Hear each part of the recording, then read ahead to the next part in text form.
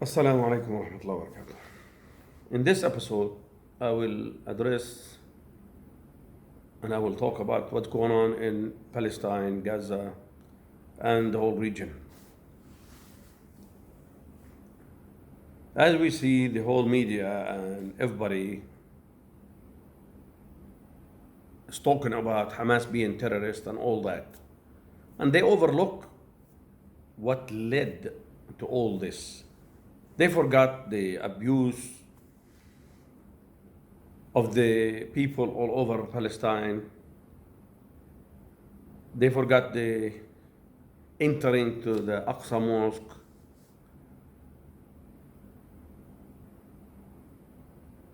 Disgraced the Muslims by doing that.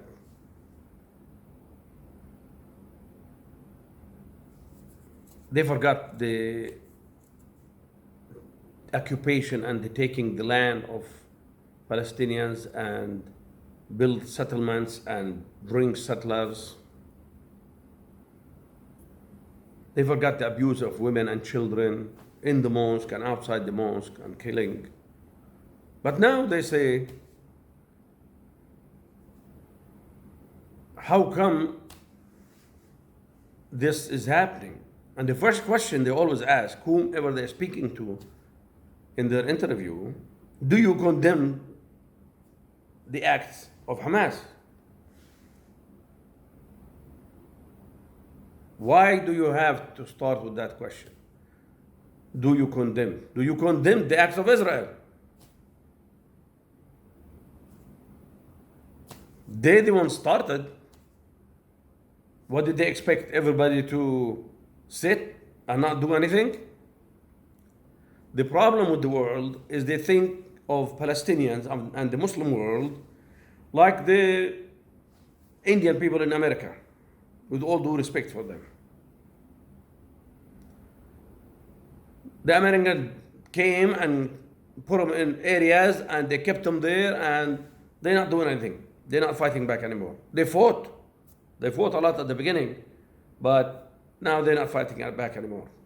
And they want the Palestinians to be like that. How can America force Israel to move back from the occupation if they are occupying somebody else's country? So it doesn't work. They are sitting in somebody else's land. But really, in real life, there is no such thing as somebody else's land. The land belongs to the powerful. If you're strong, it belongs to you. If you can't defend it, you're gonna lose it. Then it belongs to whomever beat you. That's how it works. That's how reality works. They talk about all this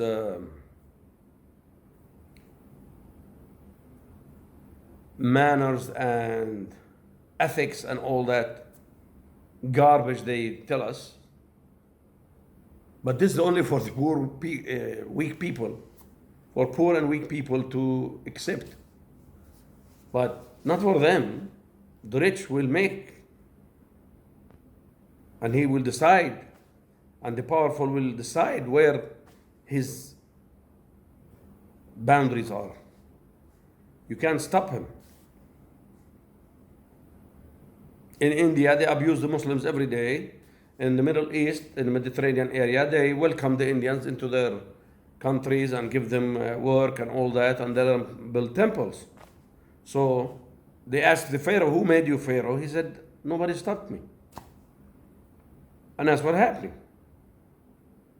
If they don't see any reaction, and they always do try, before they make their big move, they see first what is the reaction going to be. And when they see there's nothing, then they go ahead and do their reaction. Like United States and the world, they went to Iraq to fight Iraq. But before they fight Iraq, they made sure that there's no weapons there. They have no power. They made sure they took all their weapons. So like they took somebody boxing and put his hand behind his back, cuff him, and they start boxing him. And they claim victory.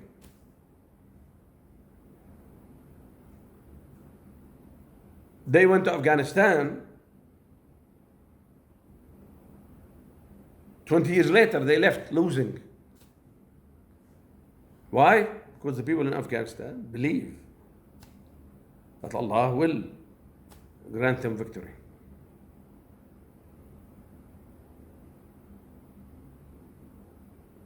Unless if we believe, then we're not going to have victory. We are a nation that we became a nation with Islam.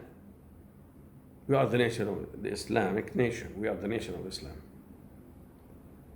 There is no difference between Turkish, Arab, Pakistan, Indian, Chinese, any. If you're a Muslim, you're a Muslim. One of the bunch. And the best one of us is the closest one to Allah subhanahu wa ta'ala. And He is the one to decide that. That's what made us strong and powerful. And now we moved away from it because they implanted that nationality between us. I'm Pakistani, I'm Jordanian, I'm Palestinian, I'm Arab, I'm Turkish, I'm Chinese. They separated us. They succeeded. So they divided us and they conquered us. Unless we reunite, we're never gonna become again, because Allah called us the nation of Islam and He wants us to be that. And we defy Him. We went everybody his way, so He will not grant us victory. Allah says, "In tansurullah yansurkum." How? By believing and following what He told us to do. By backing each other up, standing side by side, not watch our fellow Muslim brother being abused, or sister or daughter or mother, and just watch. We need to do something. We need to stand for what's right. We don't need violence, but we need to unite. We need to quit being puppets. All our leaders are puppets. They're looking around. I mean, this is what's happening now in Gaza. What the soldiers did over there makes every Muslim proud all over the world. Why? And it reminds him, وكم من فئة قليلة غلبت فئة كثيرة بإذن الله. It reminds him that a small amount of believers can conquer and defeat a huge amount of non-believers. And it's a big slap to all our leaders that they have the money, the power, the manpower, and they don't do anything. So I'm very sure they're not happy about it. But we need to look into this deep. The war is not against Gaza. The war is not against Palestinian only. The war is against Islam, period. Every chance the Western world, they get a chance to, they will destroy our mosques. In the first day, 18 mosques they destroyed in Gaza. Why? Because they can conquer everybody and penetrate all the other religions and beliefs and ideologies except Islam. And they believe deeply that the strength of Islam lies in the mosques. Because when the Muslim goes to the mosque, he takes the input, the true teaching of Islam. So they feel that we have to destroy these places. Soon enough, you are not allowed to go to mosque. In France, they close as many mosques as they can, and they put rules, strict rules on the mosques and the teachings in the mosques. Like you have a French version of Islam that you have to teach. You can't teach the original version of Islam because they can penetrate that. They cannot penetrate that. It's solid. They tried many times to penetrate that. They can't. So they have to change it. The only nation, the only people are standing against the propaganda that they pushing to the world is Islam. All the others, they accept it easy. But Muslims, they don't. So they have to change their ideology somehow. So they're hoping if they destroy the mosques and their places of learning about Islam, then they will take people away from Islam. They are not satisfied with giving us their version of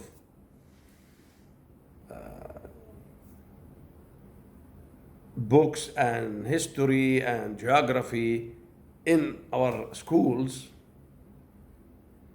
So we're learning their programs. But that's not enough for them because it didn't work after all these years. 100 years and it still did not work. They couldn't penetrate the Muslims' mind. Of course, not everybody. Some people they did, but the majority they didn't. And the Islam and the Muslims are rapidly increased. Soon will be the #1 religion in the world. And of course, they're not happy with that. That works against what they want, which is God knows what, devil worshipping, whatever it is. They're dishing out on us everything against nature and humanity. And it's not only against Islam only, it's against Judaism and it's against Christianity, because these religions all come from the same place, same source. So they all refuse this new agenda. But the hardest one to penetrate is the Islam and manipulate. And they always have double standard.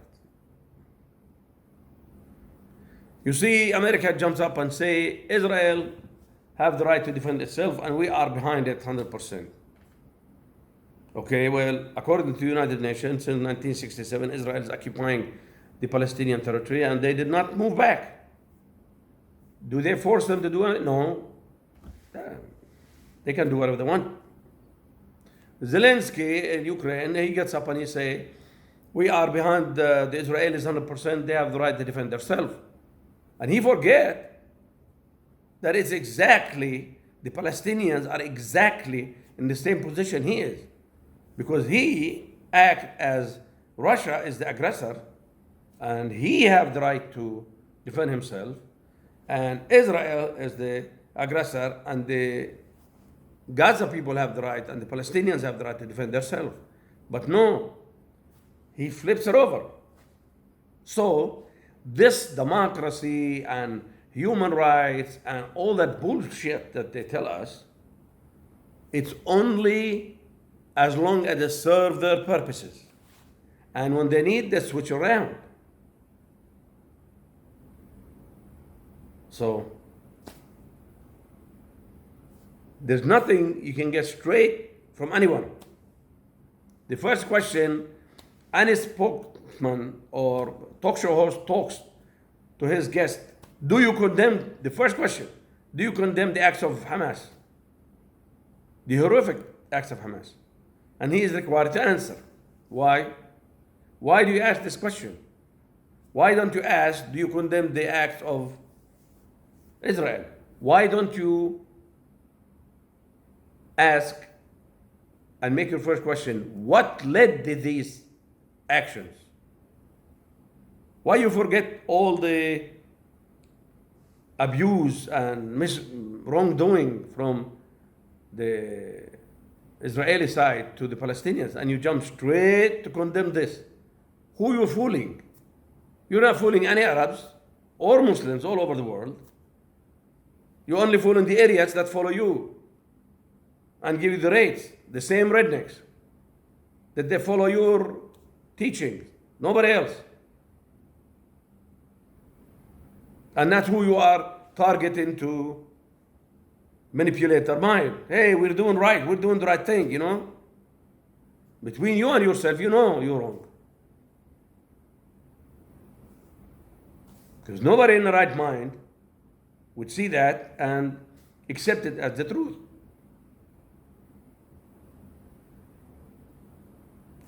18 mosques was destroyed from the first day of the attack.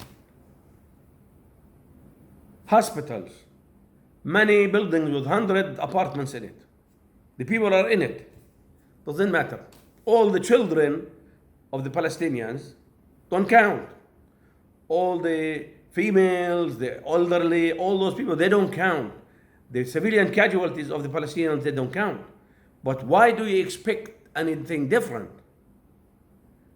The Syrian children, they were bombed and they didn't care.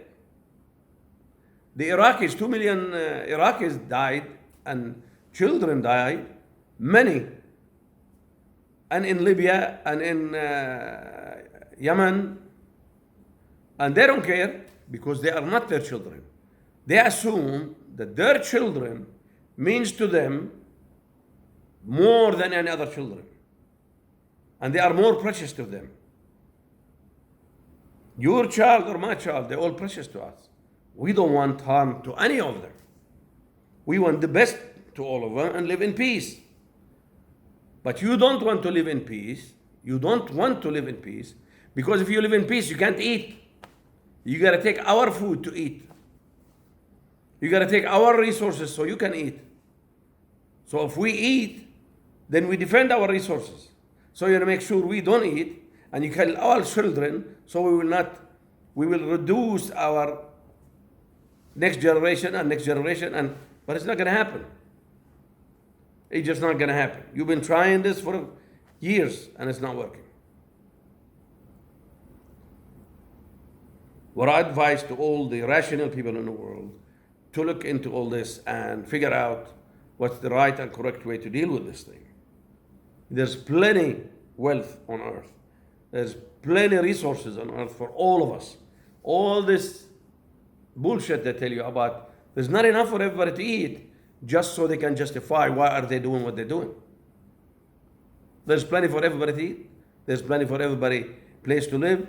There's plenty of everything.